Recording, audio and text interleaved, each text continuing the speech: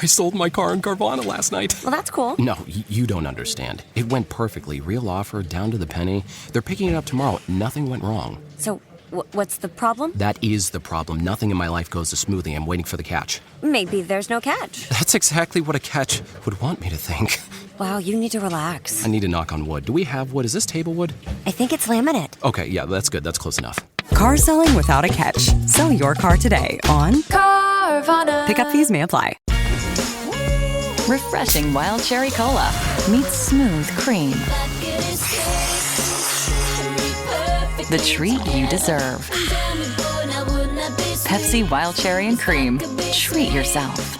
USAA knows dynamic duos can save the day, like superheroes and sidekicks or auto and home insurance. With USAA, you can bundle your auto and home and save up to 10%. Tap the banner to learn more and get a quote at usaa.com/bundle. Restrictions apply. Sara, are you team okra or not team okra? I am team fried okra, charred okra, cooked okra. I can't stand pickled okra, though. All right, so we learned last week you can't stand, well, I wouldn't say can't stand ice cream, but you're not team ice cream. And now Not team ice cream. Now you're not team okra. So we're on the other side on this one too. I like that jar of the pickled okra. I will polish those things off. The spicy okra too. Any type of okra I'm game for. I love all okra. Have you ever, like, at the bottom of the jar of the pickled okra, have you ever, like, kind of turned it up? It's like the layer of, like, gelatinous next time. But maybe don't, because it might ruin it for you. It's pretty rough, though. Pretty rough. Yeah, I don't want to learn that, like, Jeff Daniels was, like, the 15th person to do to audition for Dumb and Dumber. I'd like to know. I like to keep that secret. I don't like to know. I just want it to be that it was Jim Carrey and Jeff Daniels. Like, some secrets are better left not known. Well, I never knew that, but now I do, so.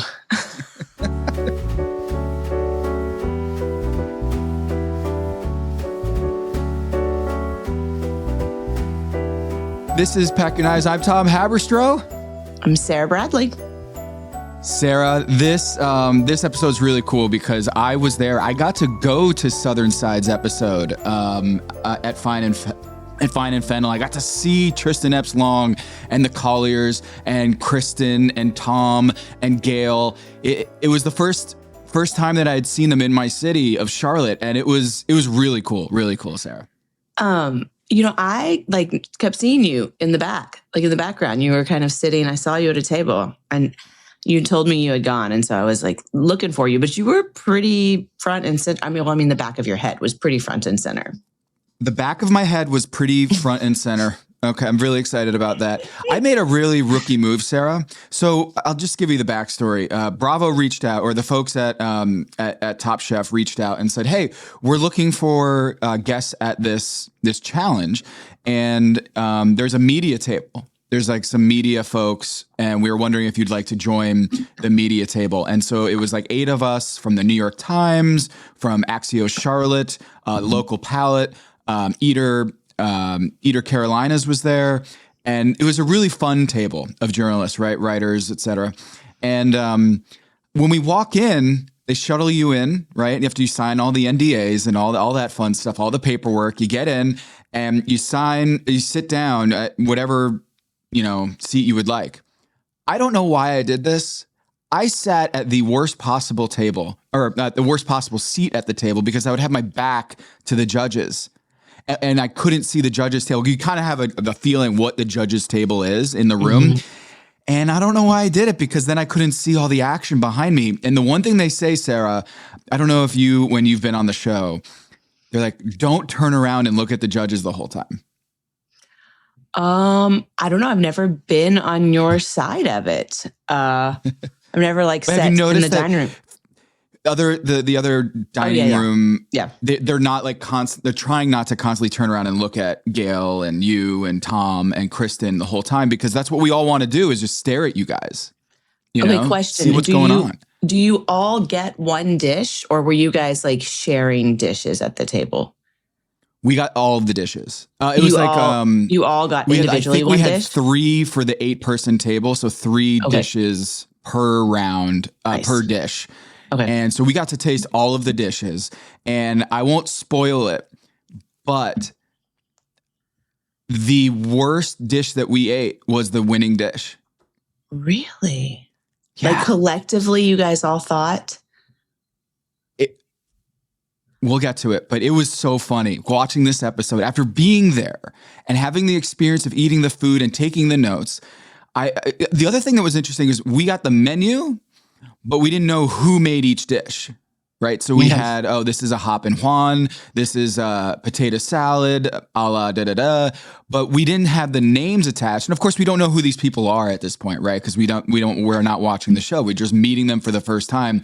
And then secondly, even if I did see the people, I wouldn't know who they were, because it's the chefs. I wouldn't be able to be like, oh, that's Brandon, It's weird to think about it that way, but I don't know who Brandon is yet at this point. And so if I see him walk out, it's not like, oh, there's Brandon or there's Seeger. Yeah. Well, here's the interesting part. You always ask, do I want to go first? Do I want to go last? So the first team to go up, and we don't have to go crazy on this, but let's just say everybody was serving all the time, right? So they were all putting out dishes all the time. Yeah. Because you were probably eating, you might have been eating Seeger's dish when someone else was at the judges' table. Because, so everybody was cooking and putting out food the whole time. If you were the first group to have to go to the judges' table, you had to put your first plate of food up and go. But if you were the last group, you would have gone through 4 or 5 other groups before they finally got to you. So going last would have been a huge advantage, or just going later on would have been a huge advantage. Just not going first. That was the worst spot. So your point is that Seeger was was the last group to go up to the judges' table. Yep. And so he had the benefit of being able to cook a bunch of dishes and know how to get the perfect dish for the judges. Yep. You might have had his dish first. I don't know. But by the time they got around to there, he had plated that dish over and over again. He'd really worked out the seasoning. He'd probably tried a couple and been like, I need this much crispiness for this much, chewiness or whatever it was. But that was a total advantage. Well, there's so much to get into on this episode, but one thing I want to do before we go is talk about your visit last week to Charlotte, because this was super fun. Because not only did we go to Supperland, but we also went to a Top Chef event afterwards. Yeah. After we taped, we went over to Sala, which is Stagione's kind of sister cocktail bar next door to Stagione, which is Brittany Cochran's restaurant where she's the executive chef. And we got to kind of hang out for a bit with the chefs. So Seeger was there, Nana was there, and Brittany was there. And we got to eat their food. We got to have some cocktails, and it was a really fun time. And I want to give a shout out to them for doing this, because it was kind of, we found out about it a few days before you were flying out to Charlotte. So what a nice surprise. Yeah. I mean, props to your wife. She's like, this thing popped up in my email, and she got on there and got tickets right away. So it was fun. It was great. It was nice to get to see them all chilling and hanging out. You could tell that they were all just loving it and living in the moment. It is a little interesting because that, spoiler, Brittany goes home, Seeger wins. But it was, now I look back and I see okay, there was Nana who went home, Brittany who went home, Seeger who won. So they definitely, that was a curated little group. They were we're all going to be big on this show in the next 2 weeks. Let's throw a little party. So yeah, and we didn't know that. We didn't know that when we hung out with them.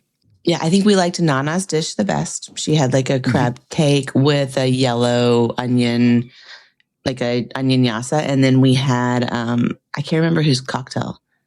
I think it was Brittany's cocktail, right? Yeah, so Brittany had, so I have the list down here. Seeger, and you and Seeger kind of had a nice little Chicago name game session, right?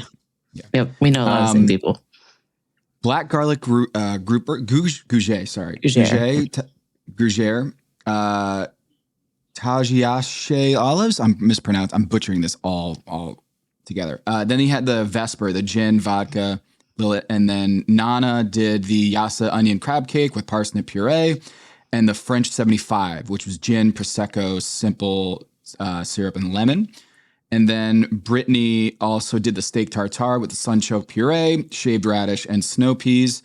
And the cocktail, I think I have the cocktail. I just, my photo just cut off right at the bottom of the cocktail. But it was really good bites. They were really good bites. And especially Nana's was really good. And I think for us, I think she did the yassi onion puree, which was, I think, the base dish, the base element of the dish that she got sent home for. And so it was kind of fun to eat that. And it was like, oh, yeah, this is awesome. She got it all on the plate. It was really good. Yeah. All right, let's see. So this episode, I loved it. I thought it was a cool episode. I thought it was I loved the side dish. I think for me, a lot of times when I'm creating something like a dish for the menu at the restaurant or even at home, I always do the sides first. I always say like, okay, what are the accoutrements? Like, what are the other things that are going? Because I can put a piece of lamb on anything. I can put a piece of fish on anything. It's what is underneath or what is surrounding that. So I always go to like what that other part is, because I can find a protein to match anything. So I thought this was a great challenge. It was a great challenge. And one thing, and we'll get to it, is we also didn't know when we were eating the food that there were supposed to be mains. So all we had was the menu that said Southern sides, and then each of the dishes were Southern sides. And so when we were eating it, we were like, oh, this is great. Da, da, da, da. Really like this dish. Da, da. But we didn't understand the challenge. So our rankings or our review of the food had nothing to do with that conceit, that prompt. And I found that really interesting with who was in the bottom three and the top three, because it was different than what our collective response was on the challenge, because we didn't really interpret the dishes as they were supposed to be mains. So I really liked that challenge, and it was great to see the Colliers. And we'll start from the top here. Tristan Epps-Long, he's back and he's in his element. This was a really fun episode for him. I'm digging him so much. Not that I didn't like him last season. I'm liking his like energy. He's like out of the competition, and he gets to. I felt like he gets to have like way more fun with it. I thought that everything he said was really insightful. I enjoyed. Yeah, I think he did a great job as a judge. Yeah, he comes back and he does the quickfire with Kristen. Of course, everyone recognizes him because he's the reigning champ, right?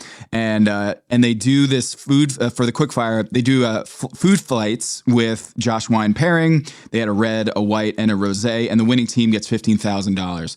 So, Sara, just gamesmanship here is. What do you have here? I have no quickfire written down, and I'm like, holy shit, they're going straight into the challenge.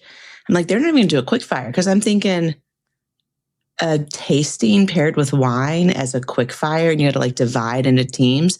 And then I realized it is the quick fire, and I had to like scribble it out. That was an intense quick fire. That is a lot to get done in 30 minutes. Like a lot to get done. And it's teamwork. So the interesting thing here from a gamesmanship standpoint was that they drew knives, but it wasn't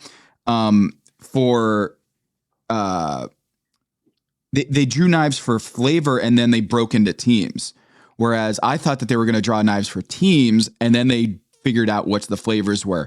Can you walk me through the advantage of would you have preferred, Sara, to draw knives for your teams and then figure out who's going to do the different wine pairings? Or would you have rather be able to, okay, I'm going to get my flavor, and now I'm going to go figure out which team I want to play with, or which other contestants I want to play with? I always want to pick like who I'm going to play with. I never want to, I hate when you would be decided like on a team. It was always nice when you got to pick, because you already had like, you had some like relationship, you had some repertoire, like, or not repertoire, rapport. Rapport? Yeah, rapport, not repertoire. Or maybe you had repertoire to your rapport. But I always wanted to pick who I was going to be with. And I thought it was a really smart, like you need a white, you need a rosé, you need a red. I think there was only like one rosé to choose from. But the white people, I saw they had a Chard, a Sauvignon Blanc, a Pinot Grigio, and then they had 5 reds to choose from. So it was kind of interesting. Yeah. Yeah. Yeah, the teams broke out as Team Chicago, which was blue, Seeger, Justin, and Jennifer. So we did see Justin and Jennifer pair up, and they all have ties to Chicago. So that was one team. Then red was Anthony, Dwen, and Jonathan.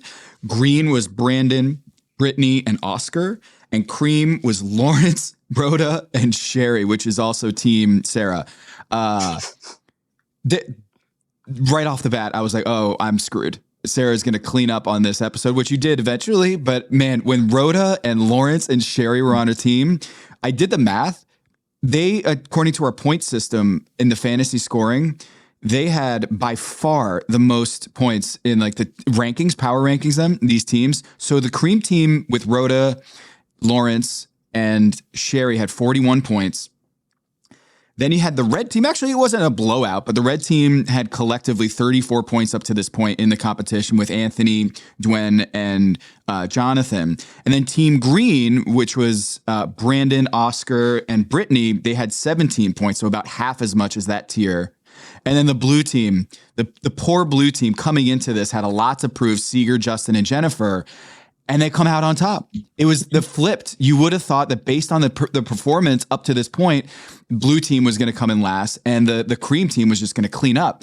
And it was the opposite, Sara. So like, I feel like as much as we feel like we know these chefs, we still have a lot of room to like learn more about them, and that they have a lot more room for improvement than we thought, especially Seeger just doing the double in this episode. So Sherry looks defeated from they open with Sherry being like, she's like the opener for this episode is Sherry like talking about how she's just lack of confidence and she's not feeling it right now. It cuts to her talking to her, and she's not even going to talk to her son. It's just a recording, right? Because at this point, her son is probably already like gone off to basic training. I mean, just as a mother, that would be horrible. But as I'm watching this all unfold, I have written in my notes, that was one of the reasons that I picked her. I remember that. Like I went back to all of the things that were like decided, and I was like, oh, she's got like a full grown son. So she did all of this stuff while raising a child. And that is a single mother. That was like an important decider. So I think she's feeling sad, but I think this is like I'm getting like breakout moment from the production. That like she's sad, I was thinking the opposite. But she's not going home. Oh, you thought she was going home? Oh, yeah. Yeah. When I'm watching this, I was like, oh, no. Oh, no. And they had like two features. It was like, I was born in New York City, homage to New York. Like I want to, like not only the son touching moments about, FaceTime with his son as he's going to boot camp, but it felt like, oh man, we're getting the whole life story, the smoked fish, the shout out to the Jewish deli in New York City back home. And I was like, oh, this is a lot of backstory for Sherry. And it makes me feel like she might be in trouble. So that's where I went, Sara. No, I was like, oh, they're giving her the edit, man, that she's really down. She's going to be on this quickfire team with all these winners. And then they just flop. And so I was thinking, I was like, this is a comeback for her. Yeah. Well, she loses a little confidence here because of the mochi too, where Rhoda is like, we're doing mochi, and with Lawrence, who's already done the bow in the last episode and won it. It felt like, okay, let's do a cook. Did you see exactly what went wrong with the dough with the mochi, and what kind of barriers you have when you're doing a quick fire and doing 3 different types of mochis? Well, I mean, so they had to do 3 different mochis, but Rhoda took on making the dough. And she still had to complete a filling. So she probably didn't put as much time into her filling. But the thing about doing something that is so closely related is one of those mochis is going to stand out as really good and one is going to be really bad, right? There has to be a first, second, third. So you're setting yourself up for kind of them not... It's like doing a trio, but if you have a grilled cheese sandwich and, like a ribeye with some sous vide and cheese, like if you have those different things, then you can really stand out. And I don't know how to make mochi. And if somebody had said, let's make mochi, I'd be like, let's not make mochi. Let's all do mushrooms, or let's all anything. Cause I mean, and they say in there, Rhoda says, normally you cook this dough first, but we're not going to. Yeah. So I think that, I think it was probably in theory, it was great, but in execution, it just wasn't. So yeah, they did. So the four groups of three. Blue team did eggs, red team did cheese, and green team did seafood. Of the three of those, which team would you have liked to have been on? Like the idea of like, oh, like it would be fun to be on a team of eggs or a team of cheese or a team of seafood. Which one were you most excited about? Cheese. Cheese is my favorite. Cheese is my favorite ingredient. If I had to give up like cheese or sauces for the rest of my life, I would give up sauces over cheese. I'd take cheese. Then you just do cheese cheese sauces all the time. yeah. I would take cheese is like one of my favorite ingredients. And I thought it was so smart to pick like that cheese because that cheese works in so many different ways. Like if you're kind of more on the outside, like towards the outside of the tome, it is like, it has a much firmer texture. So you can do some things with that. You're in the middle. It has a much softer texture. It has a really melty texture. Like it was a smart play. So what was it you said to me when you were in town? You said like something about grilled cheese and tomato soup. I think. Oh, grilled cheese and tomato soup. So anytime I go, if I have to go anywhere and I'm like not sure, but specifically at airport food, if I have to sit down at an airport bar and like, eat food, I get the grilled cheese and tomato soup. Like I will find the place in the airport that has grilled cheese and tomato soup because they're really hard to mess up. I mean, you can do it, but your expectations don't have to be too high. And, it's just a grilled cheese and soup. But that's also one of my favorite meals is grilled cheese and tomato soup. Well, on this one, I felt like Anthony made me nervous with this dish because serving steak on toast is really challenging to eat. Like if you get a ribeye that has a little bit of fat on it, it's a hard bite, And so I was a little nervous. I love all the flavors.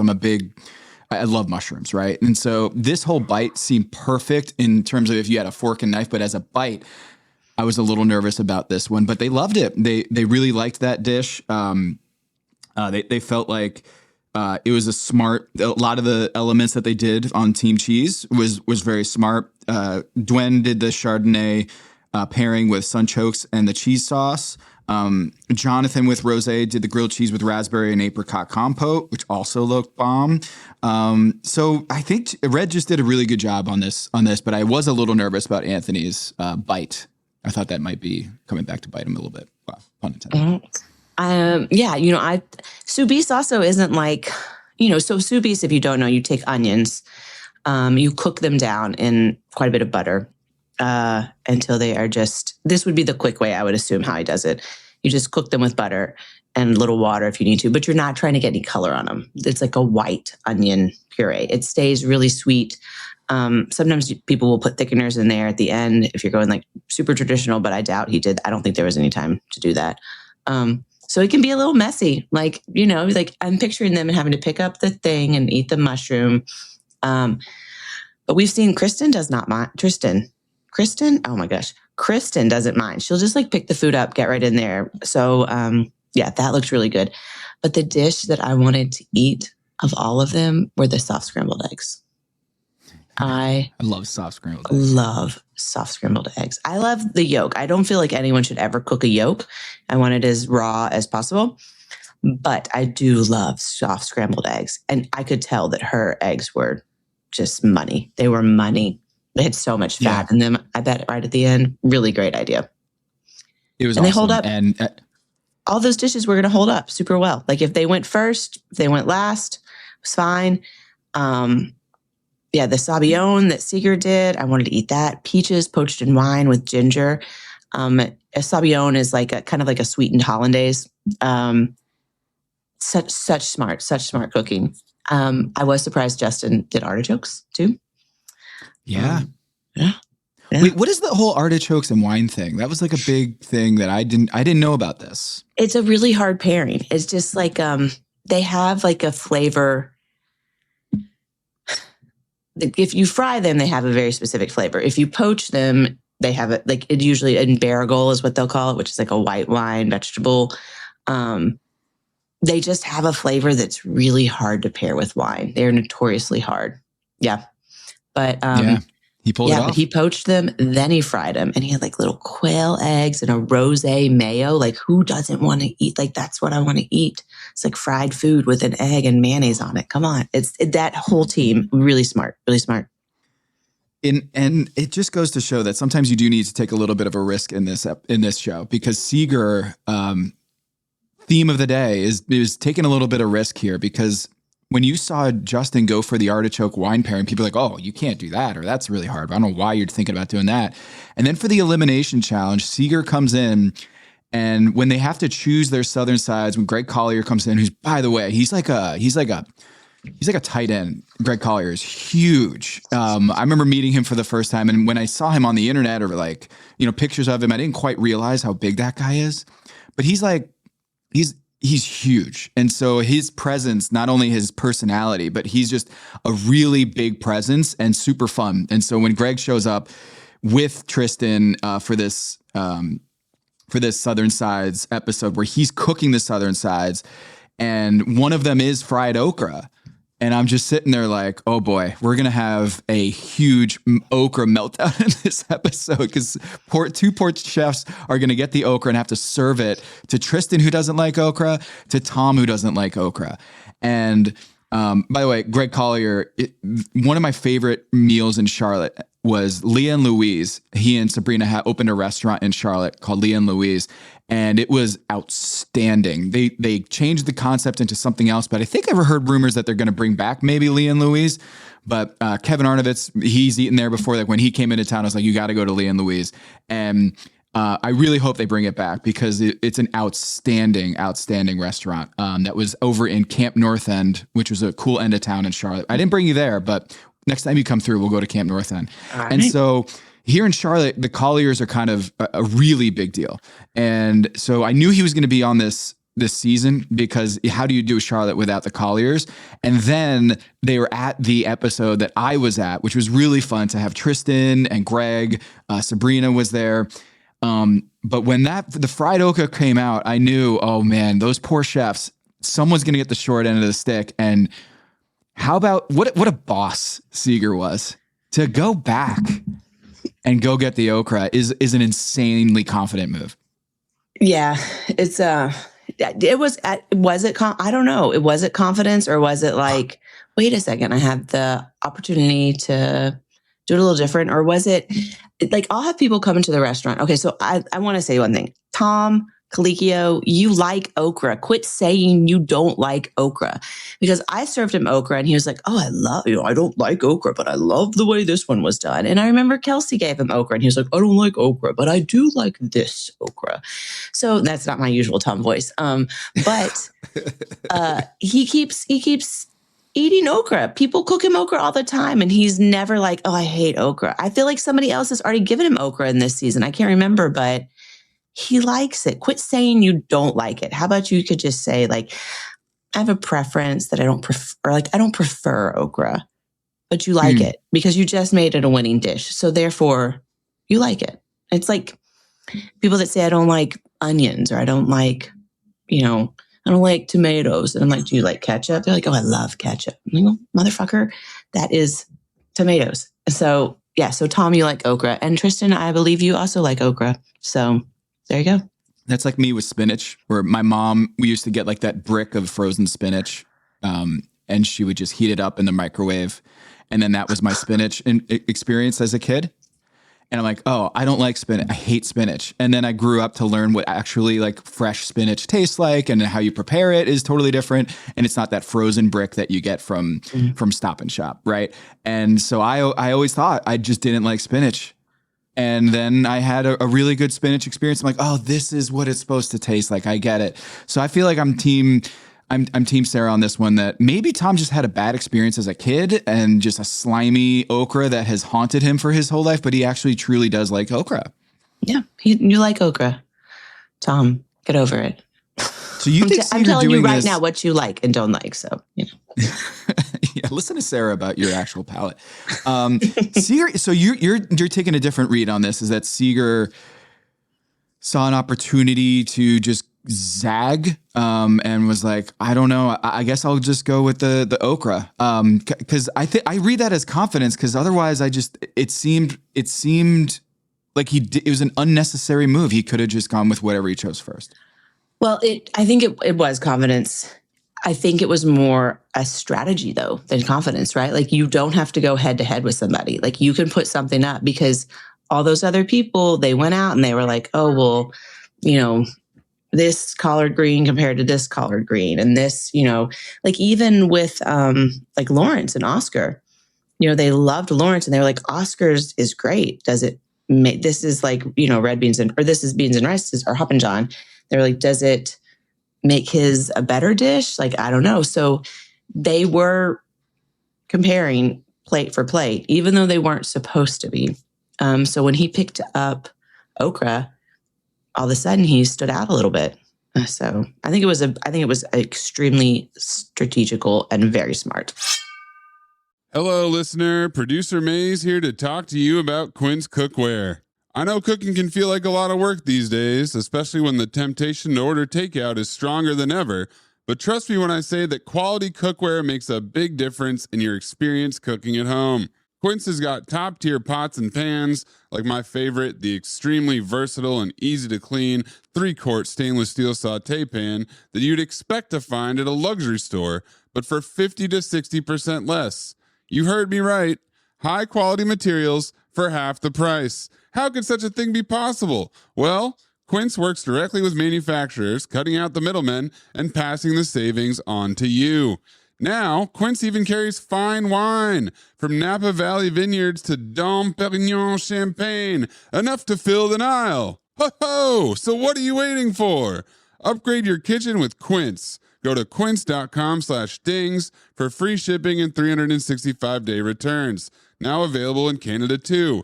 Go to quince.com/dings, D-I-N-G-S, for free shipping and 365-day returns. Quince.com/dings. Hello, listener.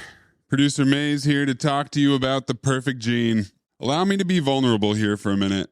As you may or may not know, I've got a lot of childhood trauma, and it almost entirely centers around buying pants. As a lifelong sufferer of tall man syndrome, I've never been able to find a pair of pants that fit in the store.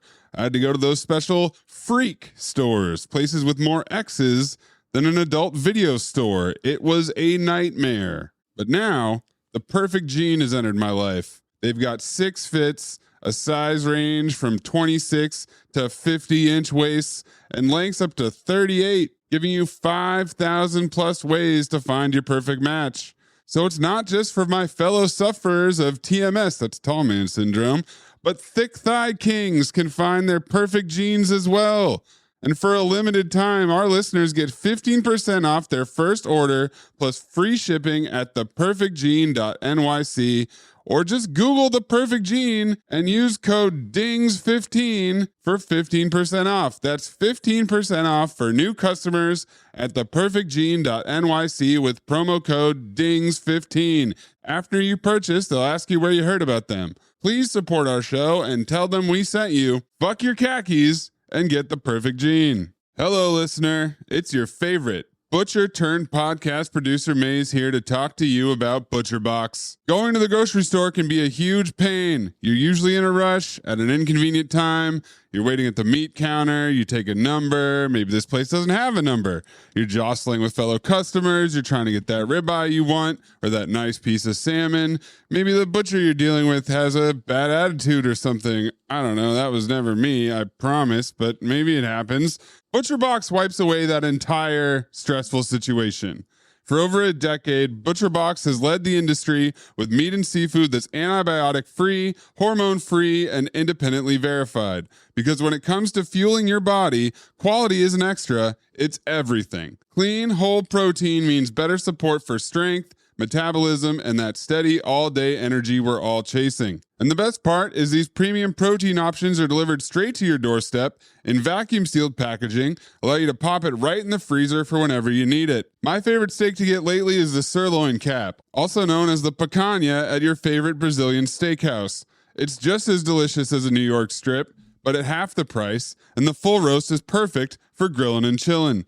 As an exclusive offer, new listeners can get their choice between chicken breast or top sirloin for a year or ground beef for life, plus $20 when you go to butcherbox.com/PYK. That's right. Your choice of chicken breast or top sirloin for a year or ground beef for life, plus $20 off your first box and free shipping always. That's butcherbox.com/PYK. Don't forget to use our link so they know we sent you.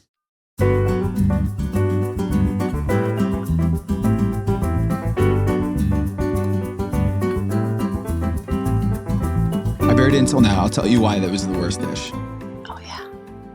The pork belly was inedible. Inedible. Like inedible as in, there you go. There you go. That's it. Undercooked. The whole table was just like, they picked up their pork belly, like the rind of the pork belly, the back, and it was just raw, right? And we were like, we can't eat this. And we didn't even know that it was an okra dish, and the okra was kind of like a side thing to the undercooked protein. And for all of us at the table, we were just like, man, that's at the bottom for sure. It's hard to eat. Okay, so I'm doing the math. There were 6 groups went up to put their dishes up. Seeger and them went last. So from the time that they served the collards first, right? Was it collards first? So here's the interesting thing. We had it in different order. Yeah, that's what I'm saying. Like they were probably putting up like 6 plates at a time, maybe more, but I think I saw them. They were all putting up like 6 plates.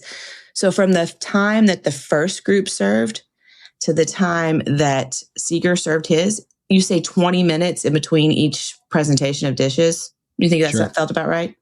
That's over an hour. He has over an hour to perfect that pork belly before he gets it in front of the judges. So it was the going second last round for us. is a benefit, man. There were 6 rounds. Our first round was the hoe cake with the hangover dish, right? Mm-hmm. Which, as I'm learning now, that was Jonathan, right? Yeah, yep. That was Jonathan's dish. So the first dish was the heaviest of the entire thing. So when we first got that thing, we were like, oh my God, we're never going to finish this meal because the first thing we ate was that super heavy, decadent, the gochujang chicken with the French toast. And it was so heavy that we were like, we're screwed. Like if this is going to be the day. But we liked it, but it felt like just extra rich. And then we had the hoe cake with pot liquor, Jennifer's dish. And that was the first round. Then round 2 Did you think was it was the okra. salty? Yes, but I'm learning I'm a salt whore. Like I love salt, like salty food. Spoiler alert, I loved Anthony's dish and they all thought it was way too salty, but I was like, oh, this is delicious. So I'm learning that my salt tolerance is way higher than most people. So I thought it was a little salty. I didn't love the hoe cake texture, that some of it was soggy and then in the pot liquor and then some of it was dry. It just didn't, I didn't love that part of it. But then the second round of the Southern Sides was the pork belly. So it was fairly early and then they were last. It's great. It's a great pickup by you. That I think it had the largest difference between time of eating for the 40 guests at the restaurant versus what the judges got. And you could really taste that with the pork belly. Yeah. I mean, we had a couple challenges like that, and it's just such an advantage. At least the sooner the going first, it's crazy. You don't have time to tweak it. It may not be done. Like if you're cooking fresh beans, the difference in like an hour and a half or so, a lot of times they soak up when they're sitting in the liquid. They soak up a lot of that extra seasoning. So I was thinking maybe that's why I asked if Jennifer's was salty, because maybe, if it wasn't salty for you, but then it was salty by the time it got to the judges, maybe it had set too long or maybe over-reduced a little.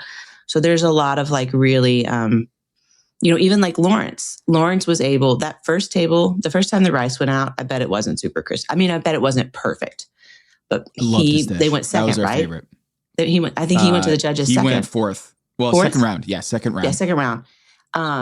And so he probably had a couple pans, getting crispy, and he sent the first one out. And then this is what I would have done. And then he was able to ring mold the perfect amount of crispy rice for each judge. Now, if every person in that room got that, I don't think so. You're supposed to.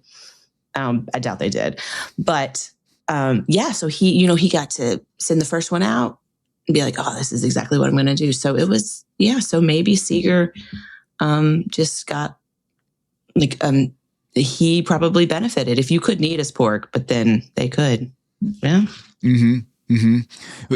I kind of just blew right past this. I realized, shouts to Deep Roots, the farm in North Charlotte, that they got to go in and pick out some of their foods and learn some more of the local produce and the history of it. Did that farm, as you're watching it, remind you of anything that is in Kentucky, or something that regenerative soil is something that I hadn't really known too much about, but that's pretty cool too. So what were your thoughts about that? So I'll take a soapbox for a second. My husband and I have this very crazy idea that at some point food will not be labeled like organic or this or that, but we would love to see it be labeled by a soil health number. Okay. Because what farmers put into the soil is so significant and so important for the longevity of the land and the food that grows in it. You put it in horrible soil, it's just not that nutritious. So I would probably rather eat carrots that came from if 10's the top, and I could buy carrots that came from a number 10 soil, or I could buy carrots that are labeled organic but came from a number 4 soil. I'm going 10 because it means they're a better farmer. It means the soil is healthier. It means they're doing all these practices to make sure that their land is good. And so I love regenerative farming. I think it's a move that the culinary world and the actual whole entire world is going to have to take at some point. Oh, I love this. Yeah, I love this. And this is something that we were able to get in some of these dishes, because a lot of these sides, there's a protein in there, but it's going to shine with the sides. It's going to shine with your produce. And so I think when we go through this episode, we're starting to see that Tom, when he gives a shout out to Sherry, we know you're cooking, we can really tell you're cooking on this one. I think it's true. When you can kind of pick out Sherry's dish, and we really liked, I think we had 2 or 3 favorites at the table when we ate. And then there were 8 or so that were kind of okay, solid dishes that didn't stand out. Sherry was in there of good dishes. But we really, if we had to do a top 3 at the table where I was at, where at least my top 3 was Lawrence, Anthony, and Lawrence and Anthony stood out. And then it's so funny because we didn't know who made the dishes, but we remember being that one's definitely in the top, Lawrence, and then Anthony's we really liked. And then, because we also didn't know that it was supposed to be a main. So the whole critique on Anthony's was it was pretty salty. Yeah, for sure. But also they were really hung up that it wasn't a main. It didn't feel like a main. And we just didn't have that critique. So we actually really liked Anthony's, Lawrence, and then Sherry's was going to be in that top 2. So that we would put Sherry's up there because it had a lot of different potato elements and the foam. Some people at the table weren't in love with the foam not because they don't like foam, but because it didn't stay on the plate. It kind of evaporated and it didn't have this foam effect. And some people just don't like the whole foam thing. But Sherry's definitely has a style. Well, I noticed Sherry called it a nage on the description online. They're on the TV description, it said a nage, which is a a very light broth. But she said nage a couple times, and she said foam a couple times. So I'm feeling the foam collapsed, and I'm guessing that maybe the foam collapsed, and she was like, oh, let's call this a nage now because I can't get it to stay long enough to the table. She wasn't first, so she probably saw that it wasn't holding. So was it a nage? Was it a foam? I don't know. But I'll tell you whose dish I really wanted to eat, and I really want to know what you thought about it, was Dwayne, because to me, treating that cabbage that way, adding a whole nother element, it had pickled corn and grits, the same vegetable, it felt to me like that was an entree. That is something that you could have at like a regular restaurant. We do cabbage all the time as vegetarian things, and we put it on, you have to serve more than just a large piece of charred cabbage with some foam on top, like Brandon did. She really curated and created a dish. How was it? Was it delicious? It was delicious. We didn't find that the cabbage was very front and center. We thought that was kind of like an element on the dish as a minor character. And we felt that the tomato broth, the sauce, was overpowering. Like that that some of the ingredients got lost in the sauce, so to speak. And so we liked her dish, but we felt that maybe it was the tomato sauce was overbearing in a way that we wish we got a little bit more cabbage. Because maybe there's also the fact that we got the other cabbage dish, which was just a head of cabbage, right? And so there was a lot of cabbage. So maybe we were comparing her dish to Brandon's that was undercooked. We did find that it was way too watery, that when you cut into it, it just kind of like splashed everywhere on your dish. And so that element that they talked about in Judge's Table was very consistent with ours, is that we really wanted to love that dish, but it just was way too watery. I would have loved to have had cabbage. One time on Last Chance Kitchen, I had cabbage. And Tom comes over and he's like, "Oh, you're burning your cabbage." I was like, "No, this is exactly what I want." And if I'd had cabbage, I would have, and smothered cabbage, like, oh man, that would have been that I also would have reached for that one. Because I think cabbage is something that's really easy to make a main, like potato salad. Like, how do you make that a main, But yeah. And if Brittany's had executed, I think she would have been right up there, because that felt like it could have been, something. Yes, it still would have been kind of side-ish, but it would have felt more like I maybe would have made him a little bigger. I don't know. So let's get into it. You want to get into it? Brittany. I'm so sorry, girl. She's really cool. She's super cool. I really enjoyed getting to meet her, but that dish was a struggle. Okay, so what happened there? Because what I'm watching is someone who put the sausage in the steamer, but when she goes back to it, they didn't cook. She pulls it out and she says, "My pork is cold. Like it's cold. It didn't actually cook." And at first, I thought that it was a malfunction issue, but it seems like she actually just didn't know how to use the machine correctly, and that was her fault. That was her fault line there. Or what do you think happened there with the cook? Because it seemed like it just did not cook at all. Like something went wrong, horribly wrong. So there definitely was steam in that machine at some point, because did you notice when she opened it up, all of that water that was in the pan? So that steam, that water came from somewhere. When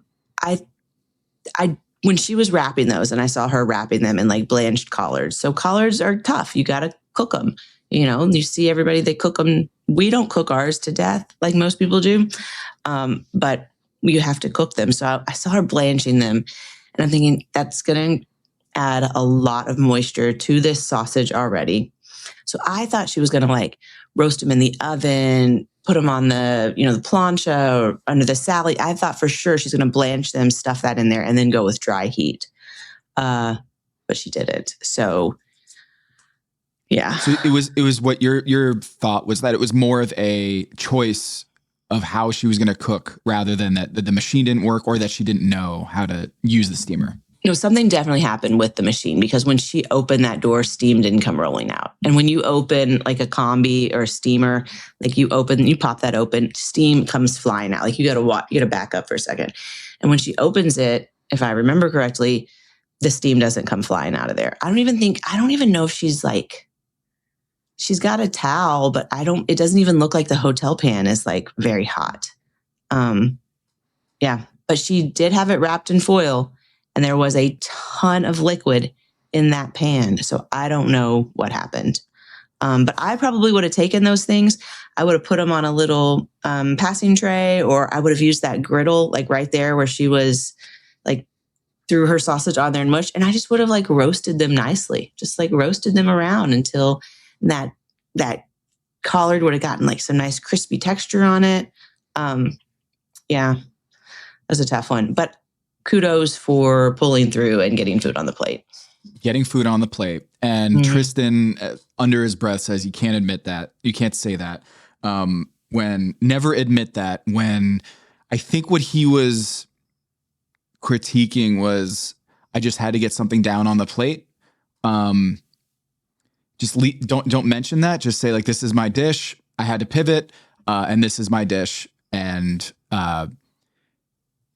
Tristan just said, never admit that I had to get something down on the plate, because you're already kind of cutting your legs out from underneath you, is just admitting that this is not what I wanted to do and I'm not thrilled with it, but I had to put something down on the plate. So we've talked strategy about how to talk about your dish. Eric, last year, I remember just the strategy of how you present and tell the story of your dish. Maybe Brittany just knew that she was going, there's no way she was not going home. So she didn't take the care to think of how she was going to construct her story. But how much time do you take when you're on Top Chef, just thinking about the delivery and the story of your dish and how I want to phrase things? So I'm looking at like my notes. Okay. So I'm just going to give you Lawrence's dish. Hop and Wong. It's crispy rice with charred shiitakes, butter beans, cured egg yolk. Okay. So you have to finalize your menu description before you ever send your food out. Like, you give the producers like an idea of like, okay, this is what I think my dish is going to be. And then they say, okay, you got like 20 minutes or whatever, because they have to print those menus. So Lawrence has, like, let's say his egg yolk breaks, all of his egg yolks break, but he has written on the menu cured egg yolk. Then they're going to be like, well, where's the cured egg yolk? You look at Seeger writes, Seeger writes braised okra and pork belly with seeded tempura. That's it. Braised okra and pork belly. Does he feel like the pork belly's undercooked and now he needs to crisp it up? Doesn't matter, because he just said pork belly. He just said braised okra. He didn't say, like, I'm looking for another one. Like, Sarah, I'm going to ask you to look in our text messages, because I sent you the menu of what we got, and we were chuckling at the table about round 3.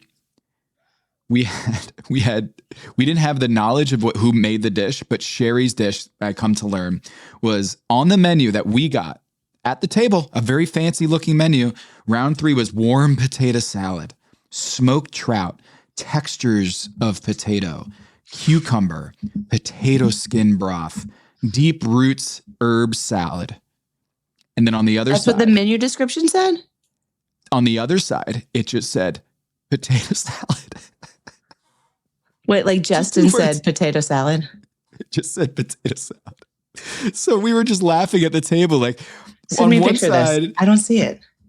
So, all right, it's in our is it like a long time ago pictures? No, it was yesterday morning in the Pack Your Knives group chat. You guys, I'm now in the Pack Your Knives group chat, and I feel so special.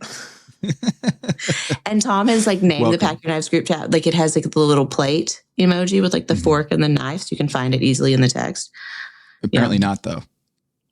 No, I know. Oh, here it is. So I just sent it to you directly. No, I got it. I just missed it. So look at round 3. Yeah, those are ridiculous. Can we send this to May so they can put a picture of it? We can cut this in. Yeah. So I would have gone with like, that's crazy. But what happened there then? So you think that Justin didn't know exactly what he wanted to do, and so like I don't know yet, guys. Just put potato salad on the menu. No, I think like I always went very, very minimal. Like, it gives you a lot of latitude. Yeah. Like Rhoda, hers seems great. She's got red curry rice and crispy fried rice or crispy fried egg. Like, she has on here, she's got crispy rice salad with red curry, smoked sausage, and fried egg. So they're like changing it a little bit from what's on the menu description. But I always went like 3 things maximum. 3 things, maybe sometimes just 2, very limited words. And I still do that to this day. Like, even on the other ones where they're like, what do you want to call this dish? And I'm like, sweet potato pie or whatever, I don't know. But you don't want to give them too much, right? Yeah. Especially with this kind of challenge where things can go sideways, where I love that Sherry had like a fully composed like poem of her dish. And then Justin was just potato salad. Show me potato salad. That's a Family Guy reference. And I remember seeing it. We were all just laughing. Like even if it is an amazing potato salad, it feels like to me it wasn't a well-conceived dish because he couldn't even put anything other than potato salad on the menu. But at the end, it was good. It was a good, like Justin had a good potatoes, the Yukon potato with the potato salad within it was like a solid dish, but with the scallion cream, but we were predisposed to just think it wasn't a well thought out dish because he just had no description in his thing. So to your point, when round 4 came to our table, the hop and Juan with Oscar's dish, we laughed. We thought it was a good pun. And we knew that it was like probably a Mexican chef or a Latin chef that was going to do a Spanish inspired hop and John. But if you notice in the description for Lawrence's dish that we got on our menu, Sarah, there was no pun on that one. So we didn't know that it was we could tell that it was Asian inspired and there was a cured egg yolk and it was crispy fried rice. But we none of us at the table knew about the hop and Huang joke in there. And so then when they showed it on air on the episode, I was like, oh, that makes it so much better. That's great that they had a hop and Juan and a hop and Huang. And then we didn't get that element on this, but it would have been nice to get that. It just says hop and John clay pot with marinated deep roots, farm shiitake mushrooms. Right off the bat, this was my dish. Like if I'm at a restaurant, like all of those elements is what I'm ordering. Like it was perfect for me. So I'm already just all that umami and the cured. I think back to Michael's Genuine in Miami. They had this cured egg dish that was just, I'll always think about whenever I get a cured egg. And I loved Lawrence's dish. And I thought the same notes, and because I already admitted that I just love salt and salty foods, is I thought it was underseasoned, just like the judges did for Oscars. It was really good, but it just felt a little flat because it was underseasoned. You know, I think that sometimes people will be like, oh, you know, the food, so at our restaurant, like everything is seasoned at every point of cooking, if that makes sense. Like when we blanch vegetables in water, like say it's asparagus, I've got salt in the water. We also put a little bit of sugar, right? Because asparagus, it's a fresh vegetable, and inherently you want fresh vegetables to kind of taste a little sweet. So they get just a little sugar in there. You know, there's a lot of salt in there, and every component of the dish is seasoned. So I'll have to tell cooks all the time, they're like, but what I think the salt or I think the seasoning from this part will like carry over. And I'm like, but that you can't bank on that, because if one thing is under seasoned, it will take the other things that are seasoned and it will bring them down. So if his rice was under seasoned and the other part tasted really good, all of a sudden everything tasted under seasoned, and it stood out even more that the rice was not seasoned properly. So yeah, I mean, you have to cook everything. So we also struggle when people come to our restaurant and they're like, no salt. And we're like, we season everything. Like it takes time out of like the cooking process, you know, like when you're on the line and cooking, you don't want to have to be rechecking the seasoning of everything over and over and over and over. I mean, we do, but if you know that you're already kind of there. So, I mean, yeah, I'm just glad they cooked the rice properly, because that I feel like a lot of times we see people not cooking rice properly. This episode is brought to you by Fandango. People say fans are too distracted these days, but the truth is, when a great movie hits the screen, you show up, you stay glued, invested, part of the story. And without fans like you, there'd be no cinema magic, no shared moments. So head to Fandango.com to get tickets, stream, or rent or buy top movies and series. Fandango loves fans. Protein is now at Starbucks, and it's never tasted so good. You can add protein cold foam to your favorite drink or try one of our new protein lattes or matcha. Try it today at Starbucks.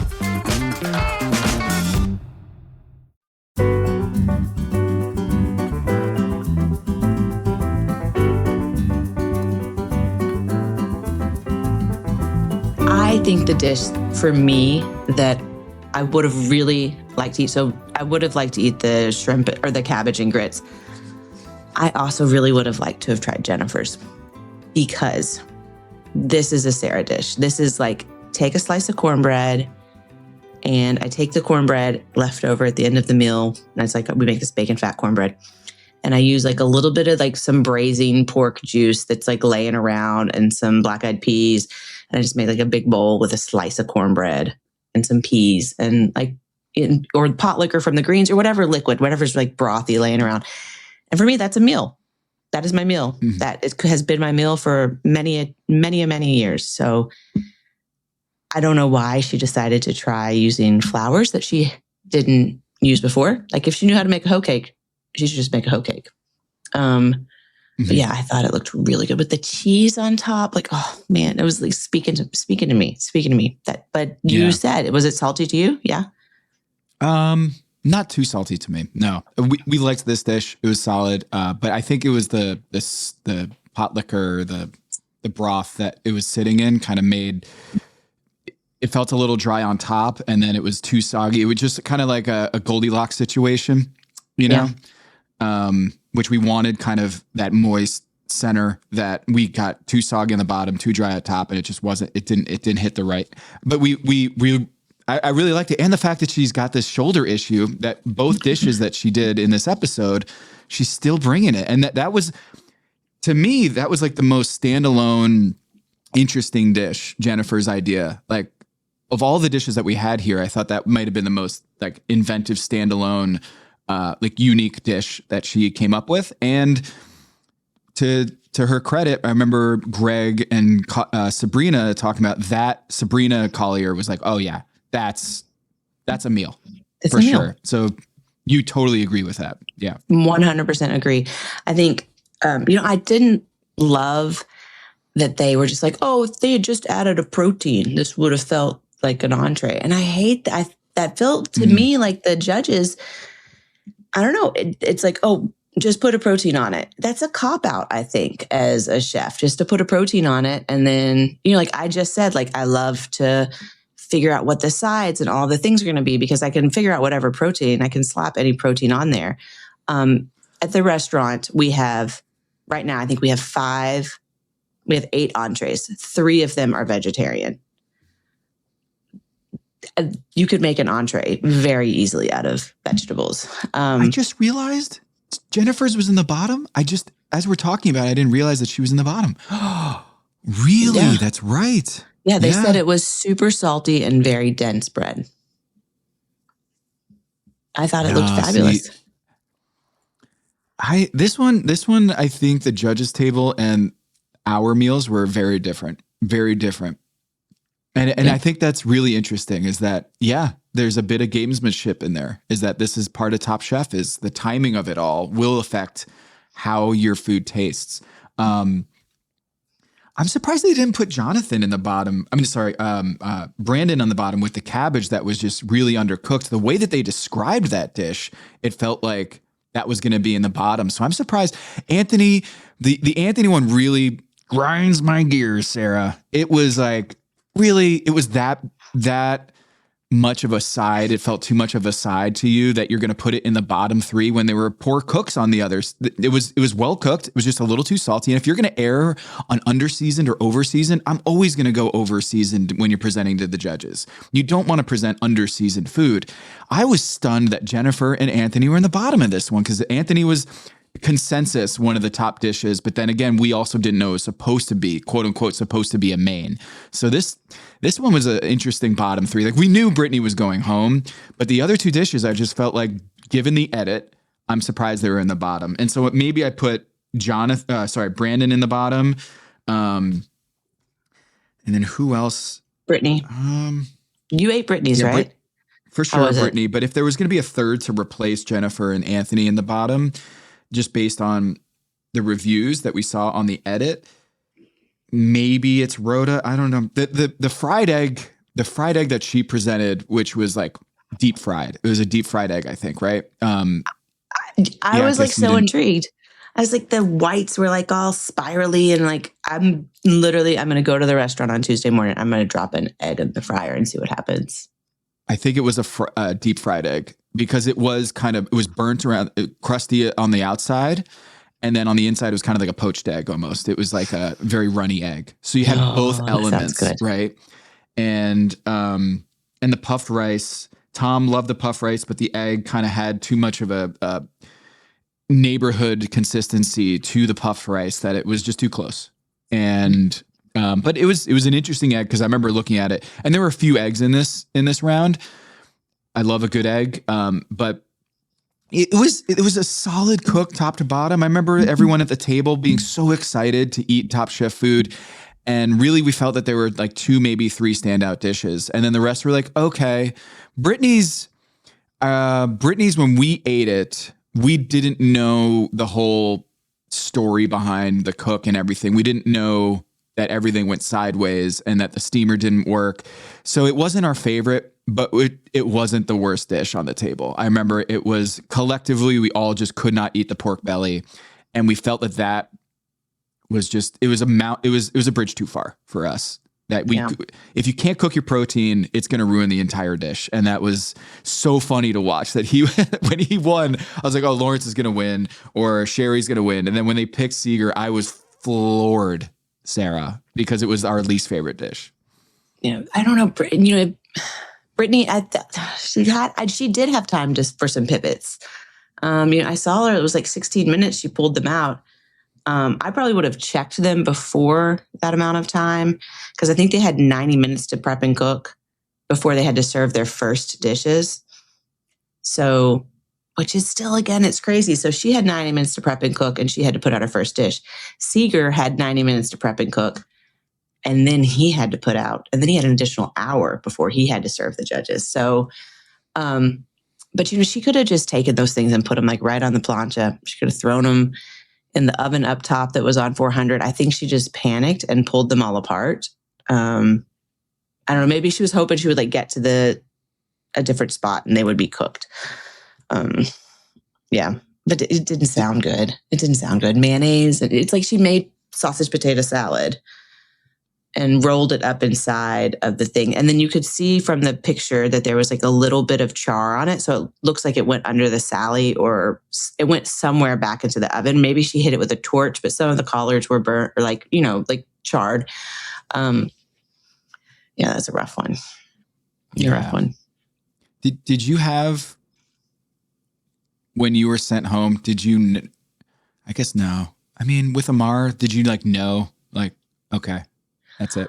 Amar and I had, we knew. I think. Well, I don't know. Was there in the middle of the cook where you're like, "Yep, I'm done." At one point, the oven. So we were using like a combi oven there, and at one point we went over, and he was like, "This oven is off," and the oven was turned off. And that is not. I don't think that this was done maliciously, but I think both Tom and Buddha they were on separate teams. And they had thermometers inside, shoved into their Wellingtons. And then I think they had it set that when it got to that internal temperature, the oven would turn off. So we put ours in and there were only 2 thermometer hookups. So we put ours in, but once they got to the internal temperature, it shut off. And so just didn't cook as much. We knew we were going home. We were, yeah. What's that feeling like? Is it? It's not great. Is there a piece to it? Just being like, okay, this is. When I got sent home that time, we were walking away. Of course, I'm crying, and I turned back around and I was like, "Can I just say something?" And I think they thought I was going to be like, "Fuck," blah blah blah, whatever I was, and I was just like, I just told all of the crew and the staff, thank you so much for documenting a story that I can tell my children. It's not often that people get to go and their children or their families get to see what they do when they go to work, right? You're on TV, so your family gets to, your kids get to see what you do when you go out there and everything. So it's really cool. So I thanked them all and then went in the back. And if you see, I think that we're all sitting around talking and I have a glass of wine that Gabri had poured me. And it's the glass of wine is full to the absolute brim. So I think we knew we were going home. Plus there was only 3 teams. So it was Yeah. yeah, we were obviously in the bottom. We were not surprised. Speaking of surprise, one thing that really grabbed me in this episode was how everybody was in tears when Brittany went home. Rhoda, like as she's leaving, everyone's waterworks, everyone's hugging her, and as she's leaving, Rhoda like has to go and grab her before she walks out the door and just gives her another hug. Brittany was beloved by this crew. Like these people really loved Brittany, and to see her go home, she really touched those lives, and it was really clear that they all had a really special place for Brittany. And the funny thing is that she didn't perform very well in Top Chef this year. Like Tom even like sat her down, did the whole like, hey, what's going on? Like seriously, like what's going on? You haven't really cooked your great food. And he even did I've eaten your food before and it was great at Stagione. So what is going on? And so to have that pep talk from Tom and to not be cooking the way that she wanted to on the show, maybe you would suppose that she's just not cut out for Top Chef, or she was nervous the whole time. But man, in that room, in that stew room, you could tell she was beloved by all of her friends there, or the competitors there. I mean, before we went to Sala, that's what it was called, right? For the top. Yeah, we went over to Stagione and ate. It was great.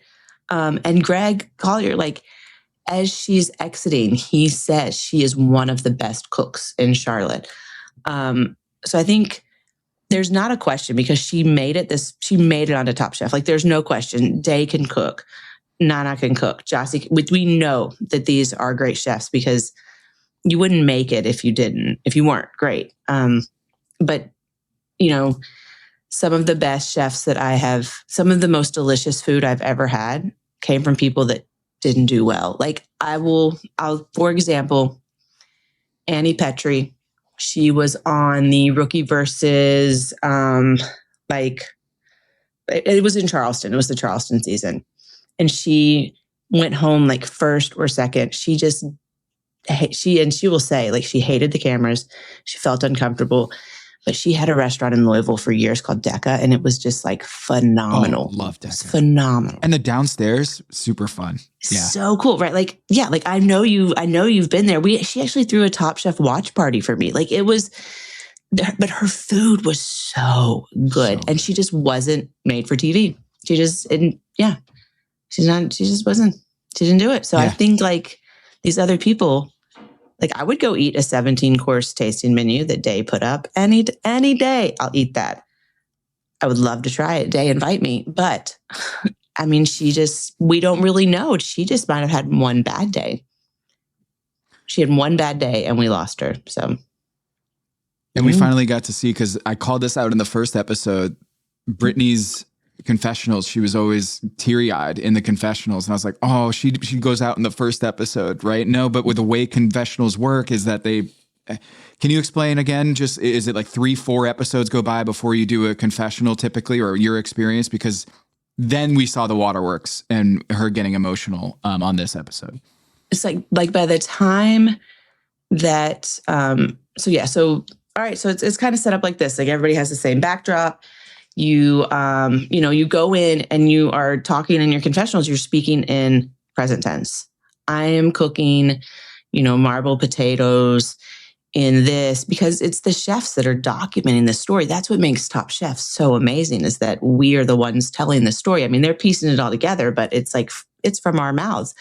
And so sometimes those interviews do not take place until weeks. So if you take like the finales and stuff, like I think when we went to France this time, so when we went to France, they were like still interviewing far before that. Like we were still recapping them because there's so much moving around. There's so many moving parts. And so, yeah, I think the last day I probably had to do like 6-7 hours of interviews to like get all caught up, just to be able to go home. So yeah. For Brittany, it might have been that the confessional time was taped right after she got sent home, right? So like all those emotions might have been like, because this is episode 4. No, so I don't think so. I don't think they do like an on the fly, they call it like an OTF interview. But those interviews where they're not, because they only have so many camera crews, right? Like they take you in and they talk to you some, but they do like an OTF, but you don't go straight back to interview. And I mean, I think they did I don't know. Shit, I don't know. It wasn't just me. I've seen in Reddit, like people are like, one time. Yeah. And we did not go straight to interviews. We went back to our hotel. There was no interview. Yeah. But I've seen on Reddit people being like, wow, Brittany's crying like in her confessionals, but she's still on the show. Or like she seems like she's emotionally in the confessionals, that she's just been crying all day. And then, you know, we see that she goes home on this one and she was crying. So I kind of felt like in my mind, what was going on was she does the confessional about, you know, going home. And then they're like, hey, can we go back to episode 1? And I know you got to gather yourself and like, let's just take a break. And then can we talk about your dish in episode 1? And then she has to like retell that story about episode, like one of her cooks at the Speedway. So that's how I imagined it going down, is that she already had her, like, I'm so grateful for being on Top Chef. I'm really proud of the work I did. And I wanted to show out for Charlotte, and just having that emotional overflow. And then, hey, can you, we didn't get enough on episode 2 on the quickfire. Do you mind just, if we just go back to that? Well, so you have 3 interview outfits. You have one outfit that is for before Restaurant Wars or before the halfway mark.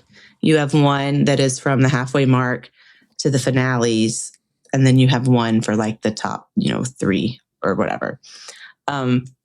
Well, so I mean, you have different outfits. So they go back and forth. They realize that they didn't get you, explaining how you made a dish, or, they realize they want to ask you about your friend who just got sent. So, they go back and forth. And she probably, but those emotions are raw. I mean, I still sometimes think about that liver and I just want to weep that I cooked, like I still think about it. So I think that even though it didn't probably happen right then, it was setting in. And usually when you get kicked off that night, they do allow you, if you do drink, they allow you access to some alcohol. So when you wake up the next day and go to do all your interviews, you're, a little hungover. You're looking for that, that Jonathan Gochujang chicken with French toast. And I would be like slamming Diet Cokes. Just like blump, blump, blump, blump. Mine's Gatorade. Like I need a gallon of lemon lime Gatorade after a long night. Or I'm kind of one of those guys at the diner, just with coffee, Gatorade, juice, like 18 different drinks just to find the right elixir. We didn't really talk about Seeger's dish here. So the braised pork belly, what are your thoughts? Like you obviously didn't eat what I had, but what were your thoughts on him having like that crumble on top and kind of doing, not deconstructed, but reinvented fried okra? What did you think about Seeger's dish? He's just, spoiler alert, Sara is sweeping the floor this season. I mean, you had Sherry, Seeger, and Lawrence in the top 3 here. Seeger takes home the victory, not just in the quickfire, but here. But take your victory lap on Seeger's dish here and what you thought about it. Yep. Thought it was super smart. It's like, he was like, you know what? I'm going to hide the like gelatinous or like icky, sticky part of okra, because I'm going to give you something that's even more icky, sticky, like gelatinous. I love pork belly cooked like that. At the restaurant, we take like whole slabs of bacon and we braise them in this like liquid. I think we've talked about it before. And I am the asshole that like goes over and pulls like the really gelatinous-y pieces of fat. Like I'll take a little nibble off the corner until the pastry chef yells at me and tells me to quit touching it. We have to press it. That's one of my favorite like textures, is that like slow cooked braised fat. And I like the way the skin gets.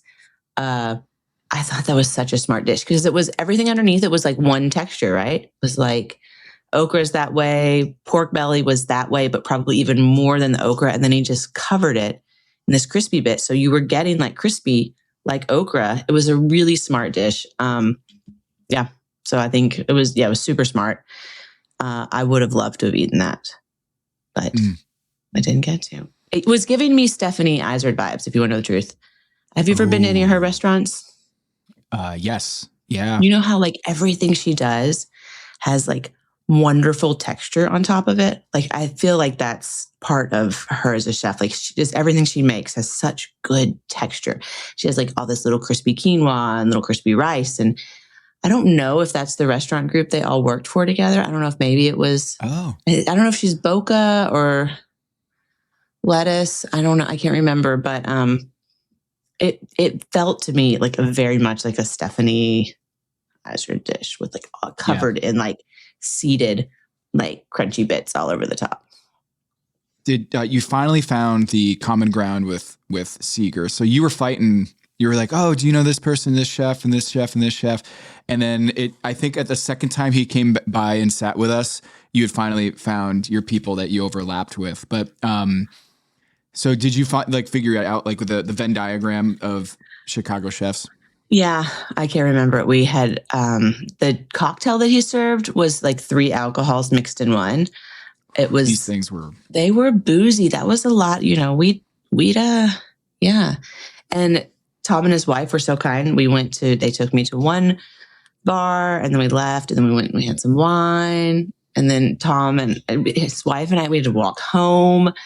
Oh, Sarah got, we were at Rosemont and we were sitting outside and a chef just comes up where someone at the restaurant, someone eating on the way out just goes over and gives you a fist pump. And she's like, hey, love what you do. Love your stuff. And you were like, oh, yep, in the wild. She said, thank you for being educational in your videos. I love your work. And thanks for putting it out there. And you had to do the whole thing, which is coming back to Allison and I, and we're just sitting there like having a good time. And you're like, yeah, that happens. That happens from time to time. People spot me in the wild. So Celebrity Sarah, that was really cool. Yeah. You know, and I hate when people are like, you must get so tired of this. Number one, if you ever say like you get tired of being recognized, either you're recognized way too much or you have a problem admitting like, I don't know. Yeah. If you're on Instagram putting out videos and on Top Chef, of course there's an ego to how cool it is that you want to put yourself out there. You're proud of your work. Yeah. No.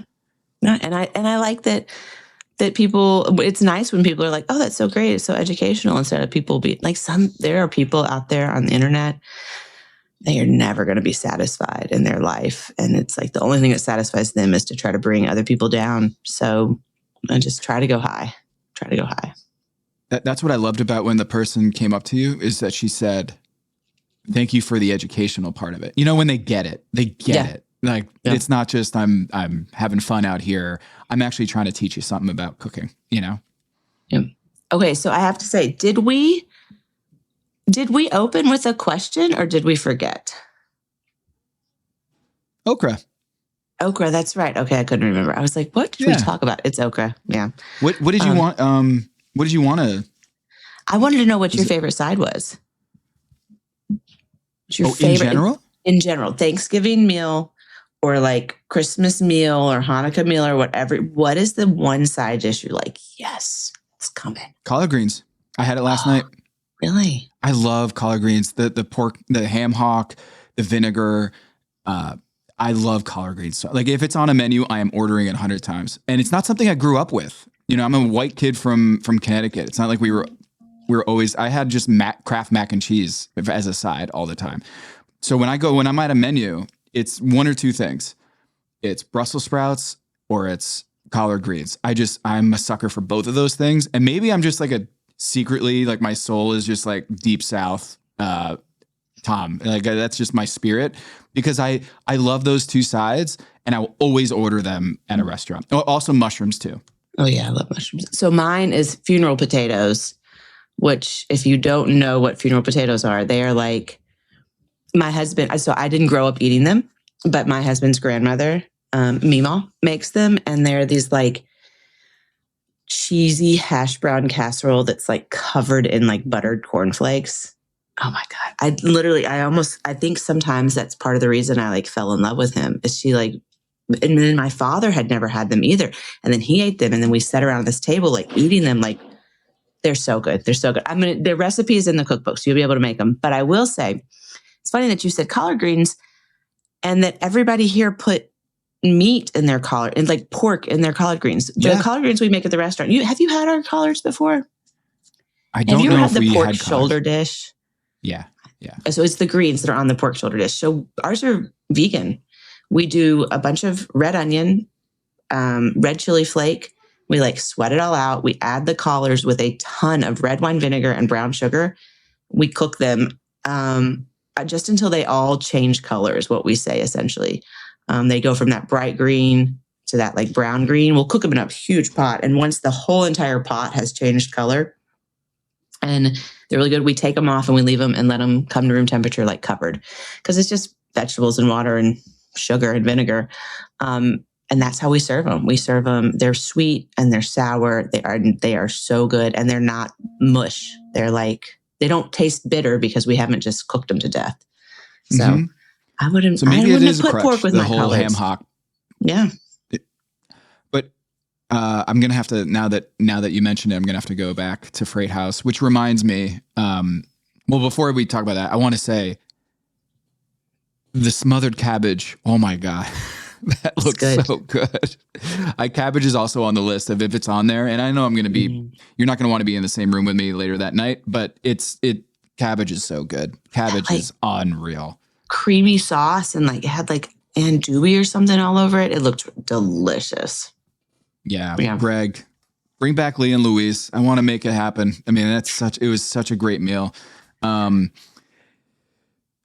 So we kind of talked about it. Let's tease it. I know this is probably behind the scenes, but let's tease it a little bit. We want to do like a watch party for the season finale. So for the people listening, just know that we're trying to make it happen. Something fun like we did last year at Elmina in DC at Ajapong's restaurant. We want to do a watch party. We're kind of figuring out if it's Louisville or if it's at Freight House or where we want to go, but we want to do a watch party for this season. Maybe it's in Charlotte. We do a watch party here in Charlotte somewhere. So just block off your calendar for sometime in June. I want to say we don't know when the finale is, and maybe we can ask the folks if we can get like a general date. But Sarah, we've already got some ideas. We do. We've got some good ideas. We've got some stuff in the works. But I'll tell you, what I really want to hear, what I really want to know right now is what the scores are. Oh, God. Give me the scores. Come on, Tommy. Did you see what Maze said in the chat when I gave out the scoreboard? So let me read it to you guys. So this is the pack your knives, the fork, the fork, spoon, plate. Maze says, he's telling us to I'm horrible with like technology stuff. So it's usually a fight to make my headphones and my microphone work, and he's telling Tom that he needs to wear headphones. And he's like, I've been getting a little feedback on your mic. And I said, I have also been getting feedback, but it's mostly about the blind draft and me whooping that ass. This is Tom. Yeah. I mean, yeah. So, I'm a little funny, but I'm also like, I am dominating this. But how were we supposed to know? I mean, we just blind drafted it. You give me the scores. What are they? Break it down. Oh, wait, doesn't Maze have more points than you right now? That's what I'm saying. Oh, that's right. Maze has more points than me. He had one person. He had the last pick. So he doesn't have more? Okay, so just for the record, yeah, he. Wait a minute. He doesn't. No, he doesn't. No, so it actually works out that I have 7 total points from start to finish. Okay, I have 7 total points. You have 95. Okay, so it's 95-7. All right. In the last 2 episodes, I've lost 7 points. This most recent one because Brittany was on my team, and then the previous episode, Nana was on my team, so that's a -10. In the first episode, it was like fairly even. Like my team versus your team. I had 18 points in the first, 9 points in the second, but it's been a brutal round. You had the winner in every single elimination challenge. You had Rhoda, Lawrence, Seeger. And you also had Seeger in the quickfire in this one. And you also had the quickfire in the first 2 episodes, I want to say, because Lawrence won the first 2 quickfires. And the only thing that I've won is Anthony in a quickfire in the 3rd episode. Is the only thing I've won. And so Maze up like from 2nd episode on, he has more points than I do. But the entire thing is I'm still above water. I have 7 points and you have, oh God, no, hold on. Yeah, hold on. Let me just do this math right here. Yeah, you have 95 points and I have 7. Now, okay, so let's just do a power rankings of points. It's close. I mean, shut up. Shut up, Sarah. You don't have to patronize me, okay? I'm very upset. All right. So Lawrence has 25 in 1st. Rhoda has 21 in 2nd. And then Anthony is in 3rd with 16.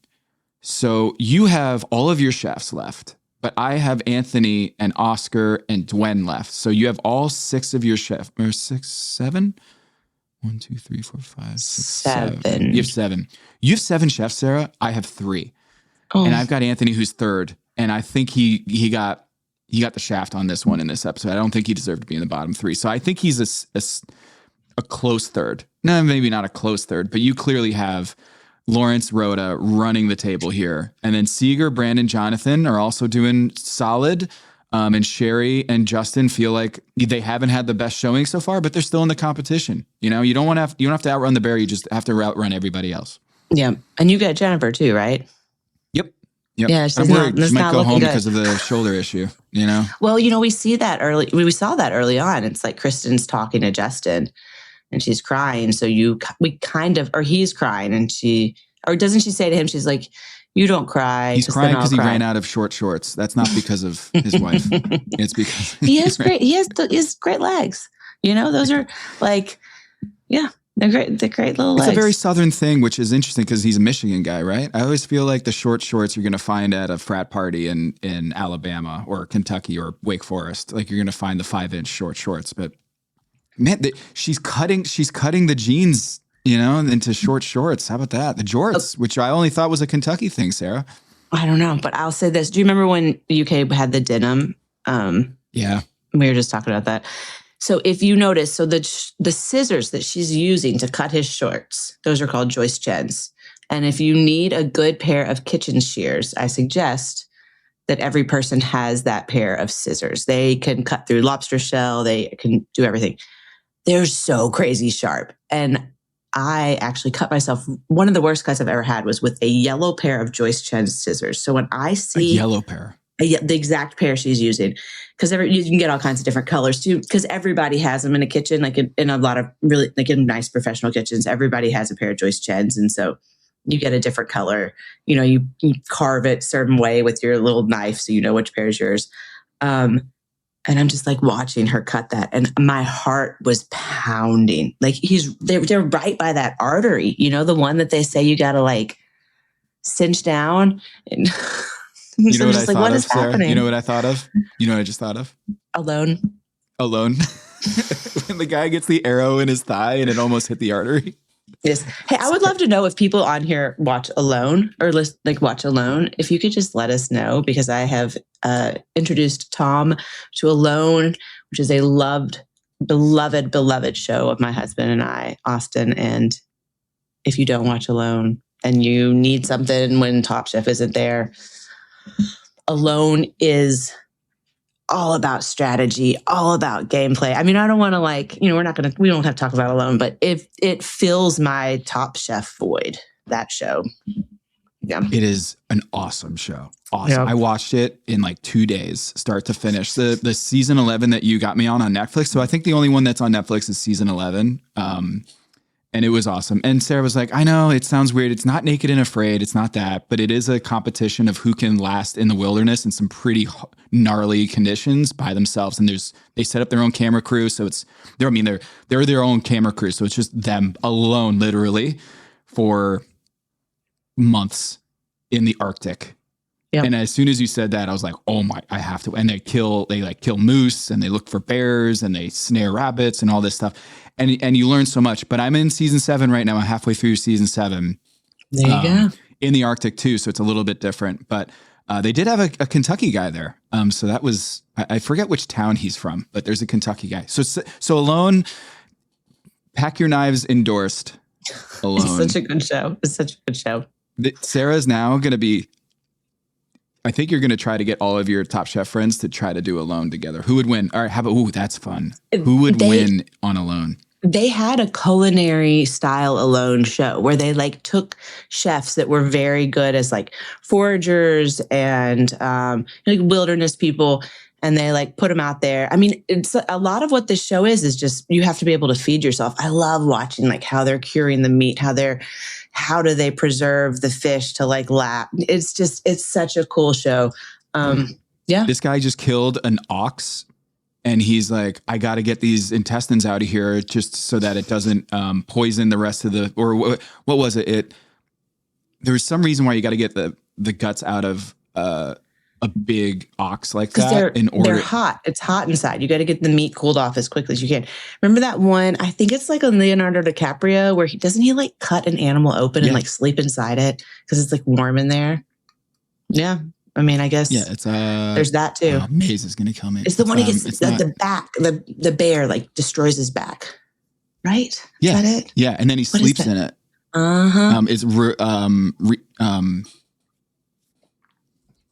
Dude, this is great podcasting. Well, I tell you what, while you're looking that up, I am going to give a very quick shout out because I told them that if they were quiet Revenant while I recorded, Yep. What is it? Revenant, yeah. I told them if they were quiet where I recorded, I would do a little shout out. It's a 2026 spring break sleepover at Aunt Sassy's house. We've got Marlo, June, Hazel, and Lula. Shout out to you girls for being so awesome. The silence is terrifying in our house. I'm like, what are they doing? What are those little devils doing? I'm going to go down there and it's just mad, just a madhouse. It's going to be crazy. I hope your kids are actually good silent people because I get nervous when it's too quiet. My sister's in there with them. She'd keep them in check. Yeah. Shout out to the Cuzzos hanging out at Aunt Sassy's. Hey, so we're going to do Last Chance Kitchen next week. So we know that Nana and Brittany are going to be in Last Chance Kitchen, who we just hung out with this week. So full circle. So we'll do a recap of that next week, and we can break down all the fun dad jokes that Tom Colicchio does at Last Chance Kitchen, which is always a good time. So yeah, thanks to everyone. Any last thoughts here before we go? No, just yeah. Oh, next week, Savannah Miller on. So I spotted her in the Kindreds. So Joe and Katie Kindred of the Kindred restaurant group, Kindred up in Davidson and Albertine's in Uptown Charlotte. Great Mediterranean restaurant that you've eaten at. Yeah. Oh my God, that place is Joe amazing. Kindred and Katie Kindred are from Charlotte, and they're born and raised here, and they're going to be on this episode. They're going to the Whitewater Center. So it's nice. Which I just went last week with my kids for the St. Patty's Green River, kind of like Chicago where they paint the river green. I love the Whitewater. It's maybe my favorite thing in Charlotte. So they're gonna spotlight that next week, and we're gonna get Savannah Miller from Durham M Tempura, who was on Top Chef a few years ago. She's gonna be a guest judge along with the Kindreds. So I'm excited for next week. Nice, I like it. For Sarah Bradley, for Tom Habersher, this is Pack Your Knives.